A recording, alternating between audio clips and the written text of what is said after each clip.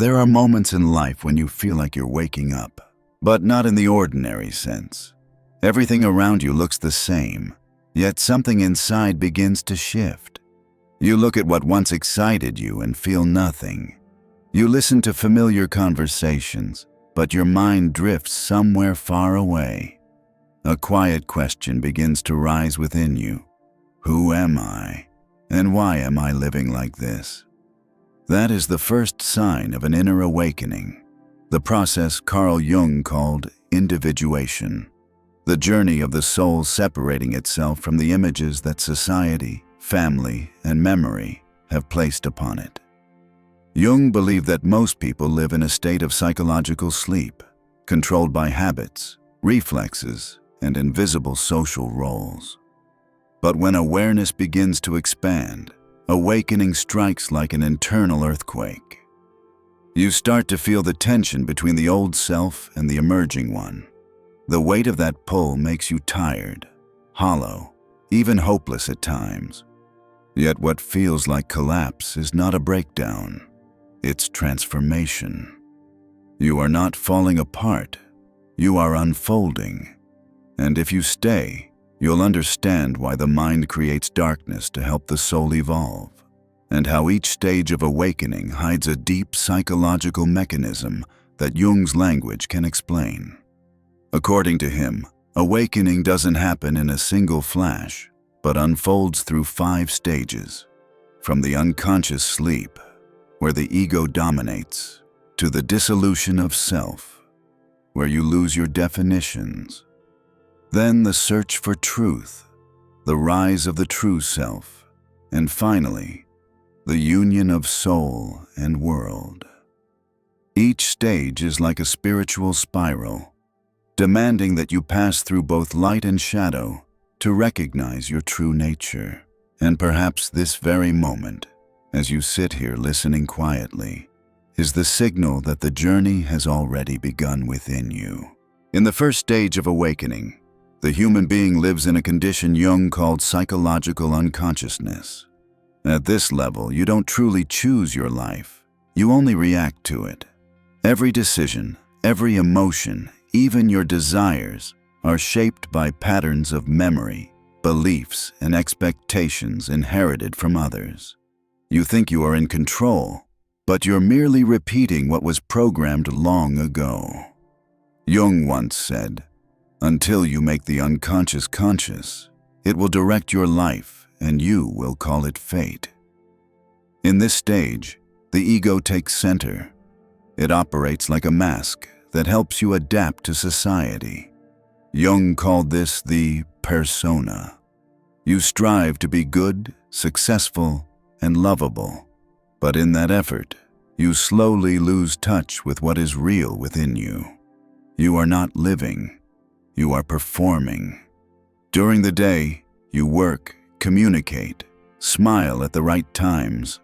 But when the night falls, something inside feels hollow, something you can't name. A woman can be a mother, a wife, a devoted professional, yet still feel an emptiness that no role can fill. A man can achieve success, gain respect, but when he looks in the mirror, his eyes seem lost, as if searching for someone who disappeared long ago. That emptiness is not weakness. It's the first whisper of the soul wanting to awaken.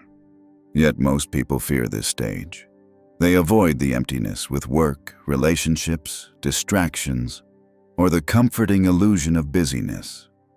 But one day, those defense systems begin to crack.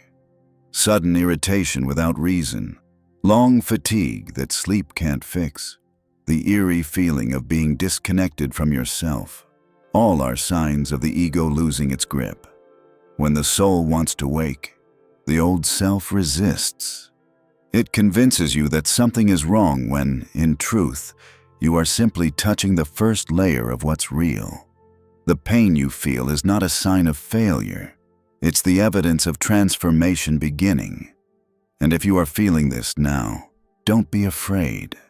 This journey hasn't come to take something from you. It has come to return you to yourself. If you recognize your reflection in these words, stay. A reminder that you are beginning to wake up. Because in the next part, you will see what truly happens when the ego dissolves, and why that loss is the beginning of freedom. As your awakening deepens, you enter what Jung called the death of the ego.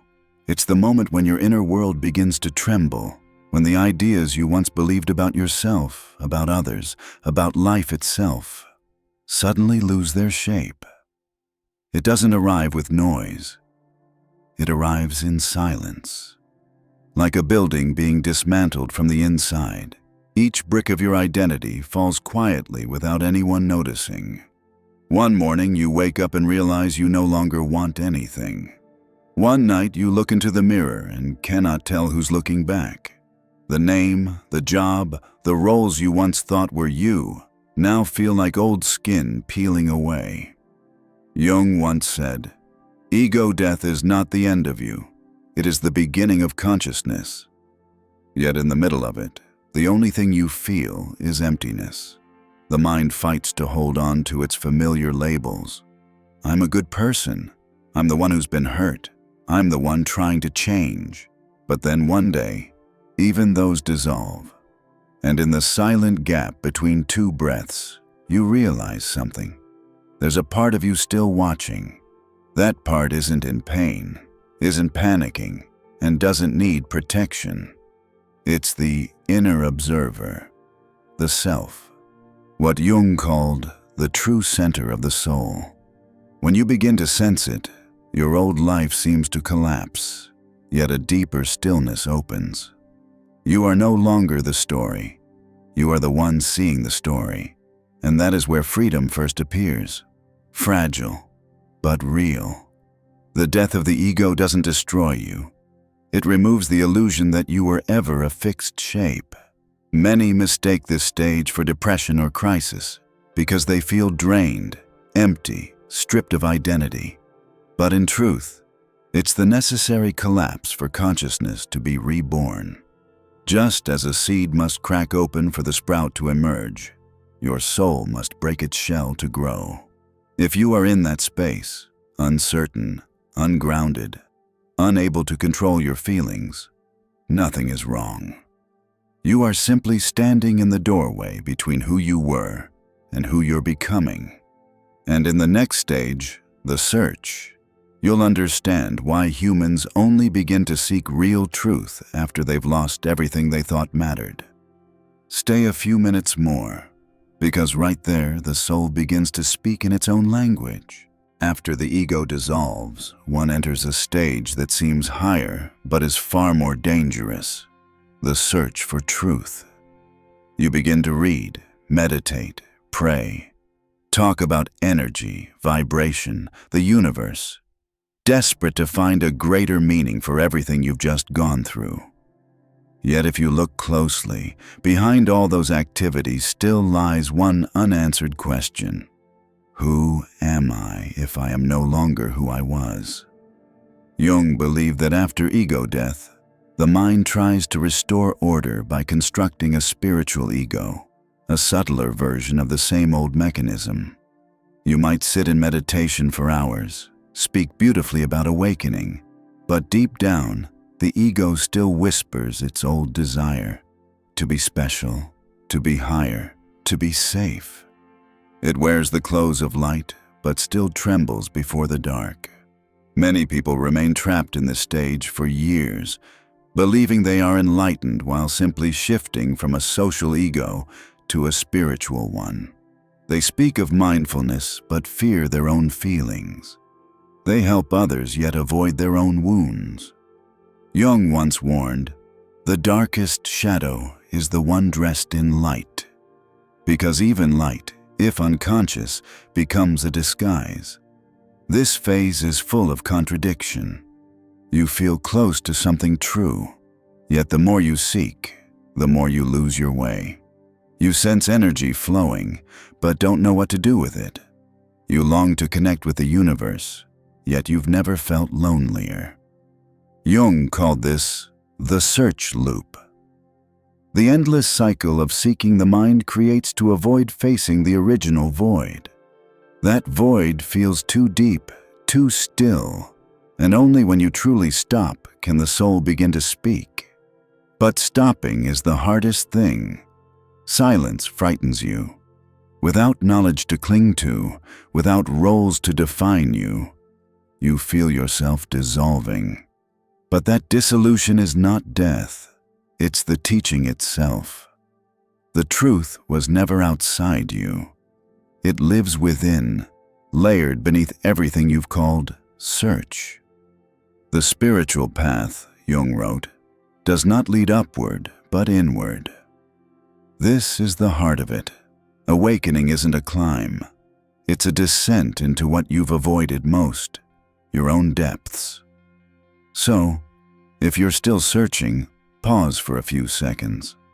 Feel what you're really chasing. Is it light? Or is it fear reflected back at you? Because if you stay until the end of this video, you'll see what most who awaken never understand. That truth is not found at the end of the journey, but in the still space between two steps. There, real consciousness begins, and silence is no longer frightening. Imagine standing before a spiral bridge suspended in a misty sky. There is no beginning, no end, only a ribbon of light curling around itself, rising and falling in one eternal motion.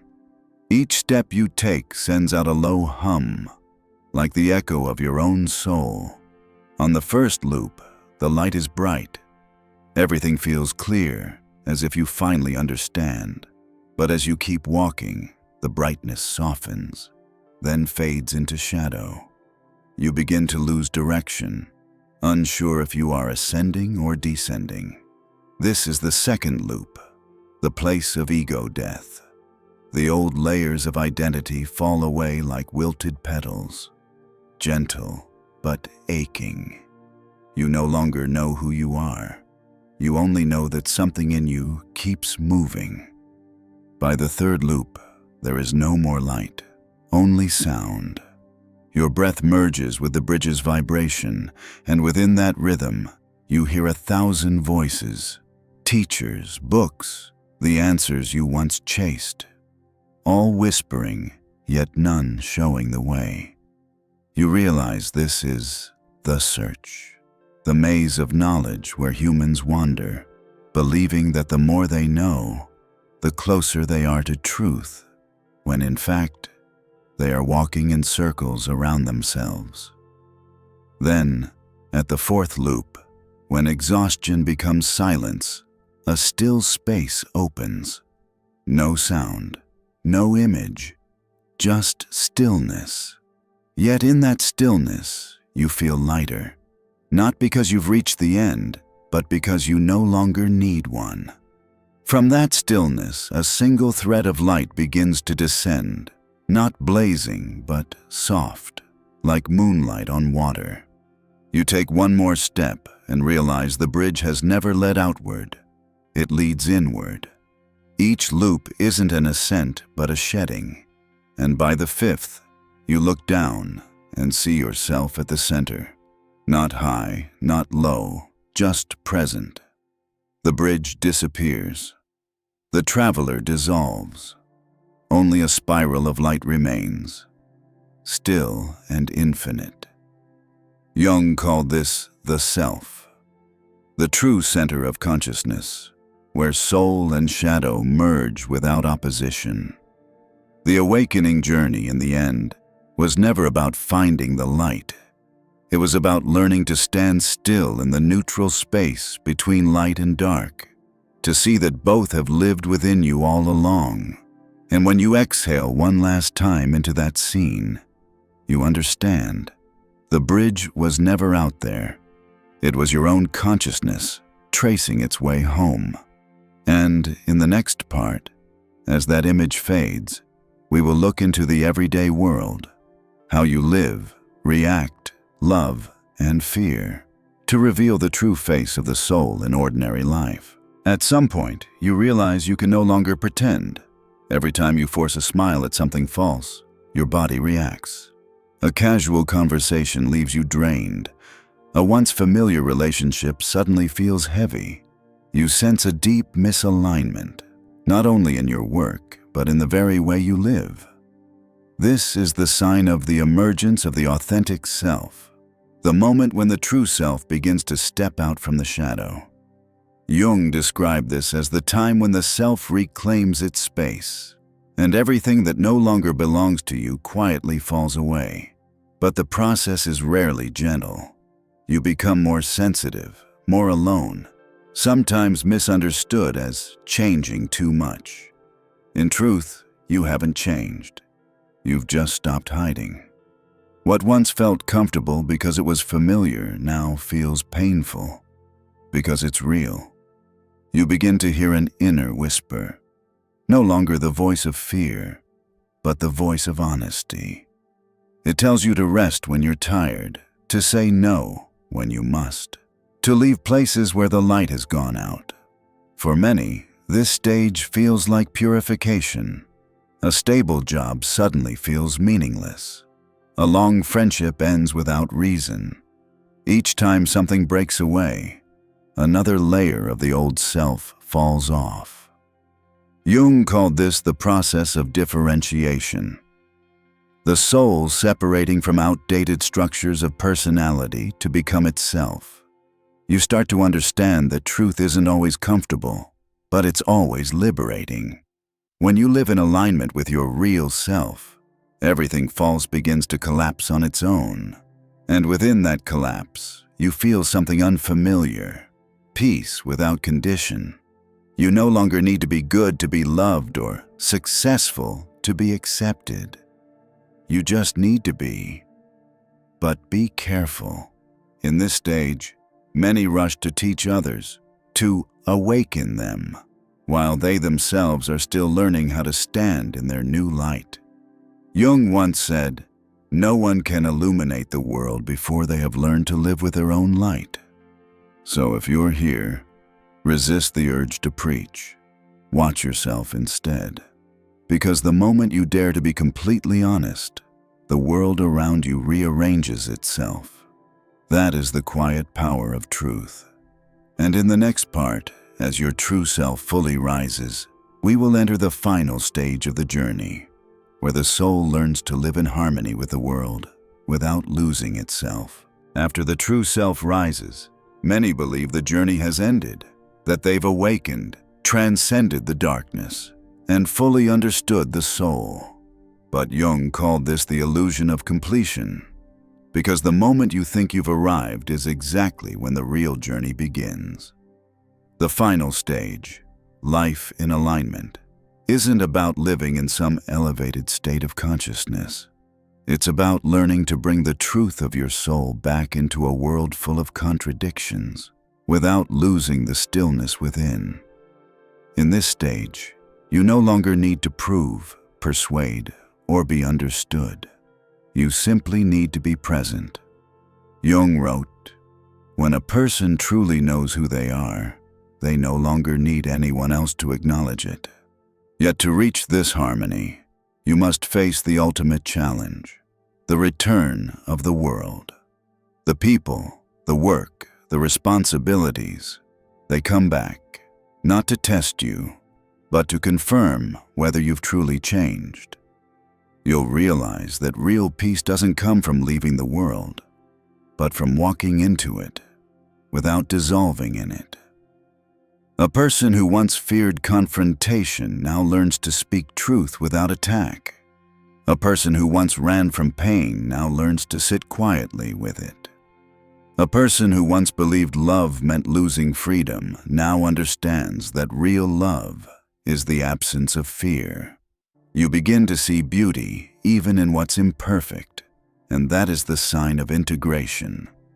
Jung called this the return to the circle, the moment when consciousness and the unconscious begin to move in harmony. You no longer live to prove, you live to experience. You no longer seek the light, because you've discovered it everywhere, in another's tears, in the silence between words, in the smallest, most ordinary moments. The world is no longer something to transcend, it's something to participate in, But here lies the final trap. When you've seen too much, when you understand too deeply, the greatest danger is to separate yourself, to believe they are still asleep. They haven't awakened. Jung called this spiritual arrogance, the quiet pride that makes you think you're observing, when in truth, you're judging through a new language. Be careful.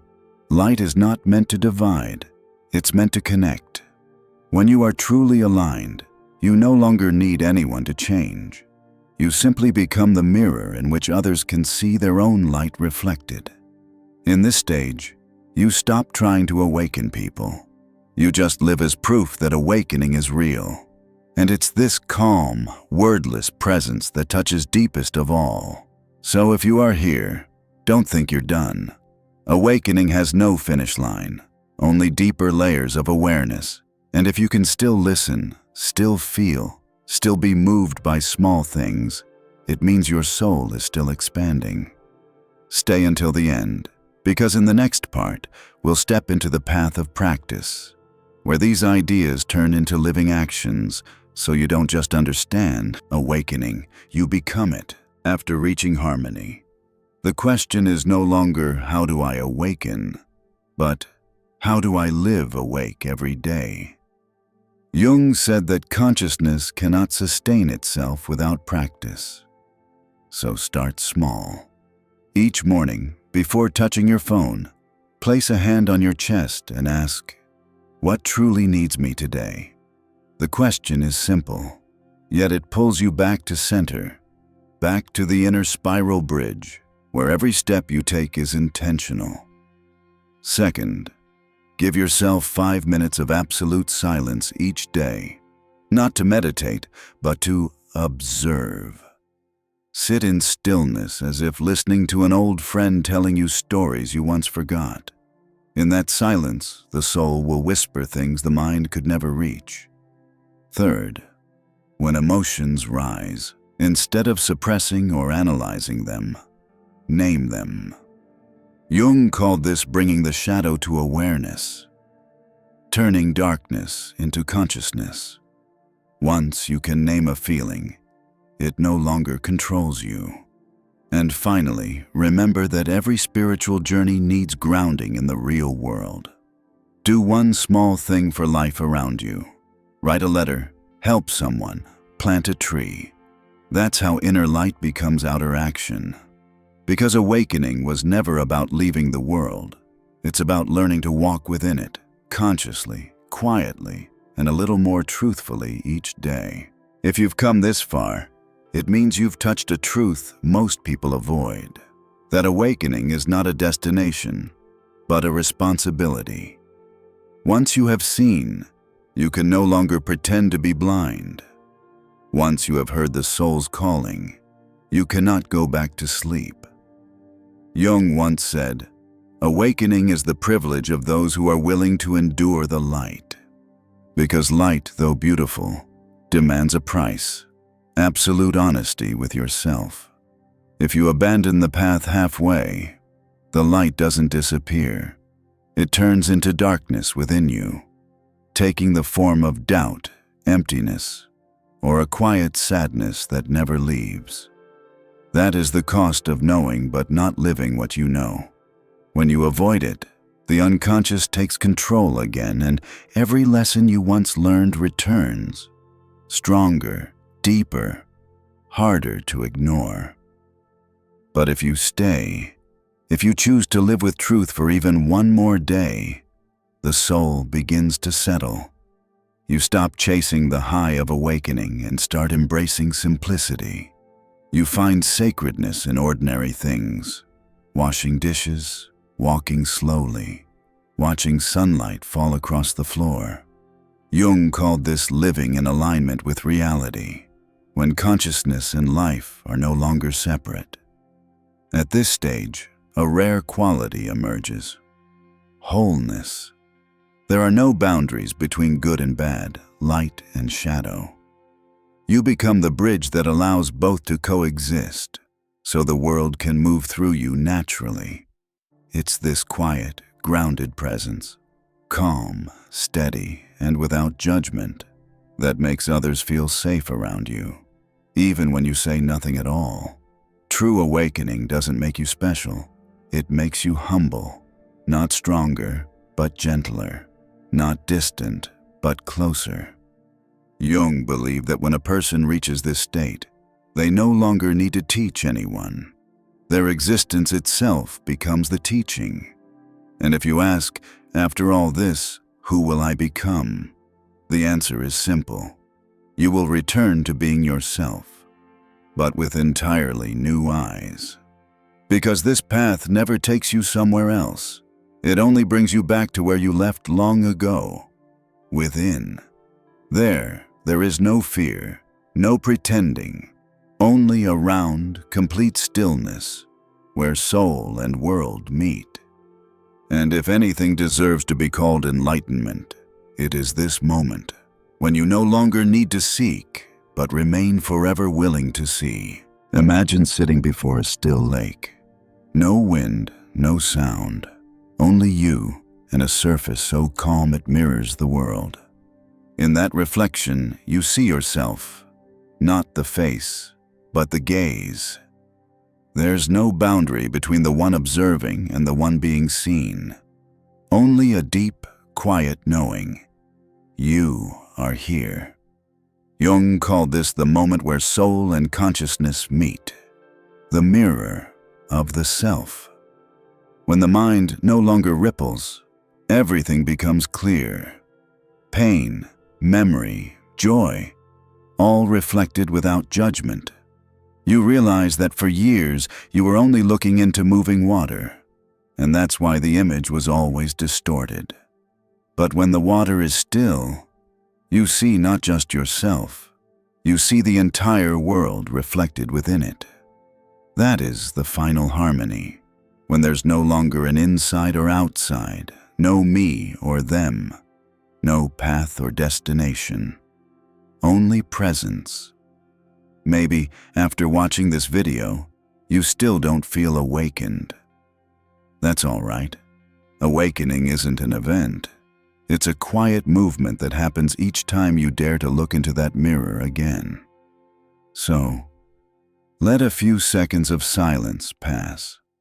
Feel what wants to be seen in the reflection of your own water, because in the next video, perhaps that very part, the one you've never dared to face, will finally be called by its name.